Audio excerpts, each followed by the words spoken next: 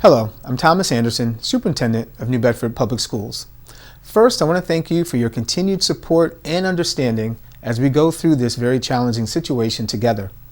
I hope that everyone is doing well and taking advantage of the quality family time. It's an excellent opportunity to have some insightful discussions and work on some projects and activities together. We've completed our first week out of school, and I hope that everyone is following the health guidelines and practicing appropriate social distancing by staying out of crowds. I want to provide a brief update on a few points, including the academic packets and additional resources, the middle school computers, and a couple of other things. Every day we assess our efforts to communicate and share information so we can make changes to improve. As you plan for uncertainties of the future, I remain in constant consultation with our health experts in the city and beyond. We are more than ready to resume classes on April 7th. However, we are preparing to support students if this closure is extended. Our Grab and Go Meals program provided over 8,600 meals last week to our students in the city. But remember, it doesn't matter what school they attend, we will support those in the surrounding districts as well. Meals are available Monday through Friday between 11:30 a.m. and 1 p.m.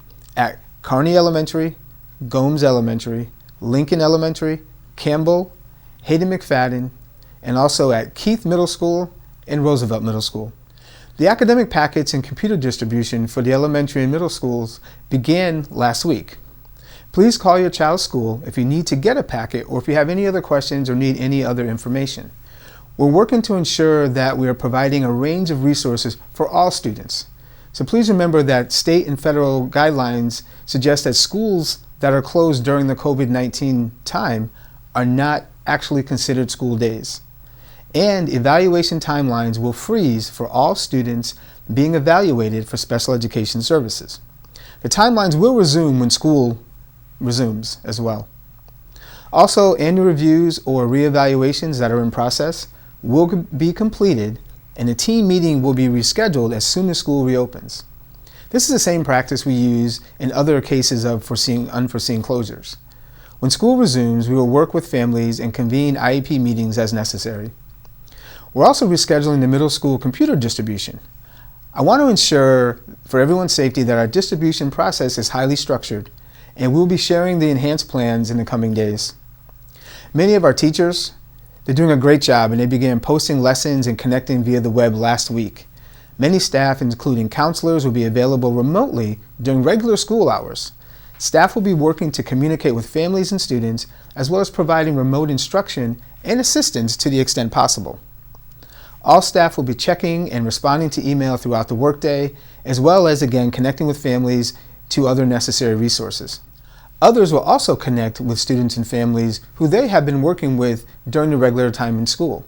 They will be able to provide other resources to be of assistance. Remember that the instruction and the work done during this time cannot replace the in-person instruction that occurs in the classroom on a daily basis. However, we have an excellent team of teachers and staff who will put forth every effort to support all of our students. Also, there are several other educational resources being made available. The Department of Elementary and Secondary Education has partnered with WGBH to provide some resources that are aligned to the state standards. So there are several links that we'll list on our website, so that way everyone has access to that additional information and the materials that are being offered. Here's some information around MCAS testing. DESE is pushing to get flexibility for this year's MCAS. So far, they have been able to postpone both grade 10 ELA that was scheduled for this week and grades 3 through 8 ELA that were set to be administered next week. We'll be receiving more details in the coming days, and we'll definitely share that. This is a very fluid process, and we're continuing to work with and receive recommendations from the Massachusetts and the U.S. Departments of Education. Our team will continue to provide frequent updates as information becomes more current. Please stay safe and continue to check our website, newbedfordschools.org, Facebook, and other platforms, so that way you can stay updated on what's going on. Thank you very much for your support.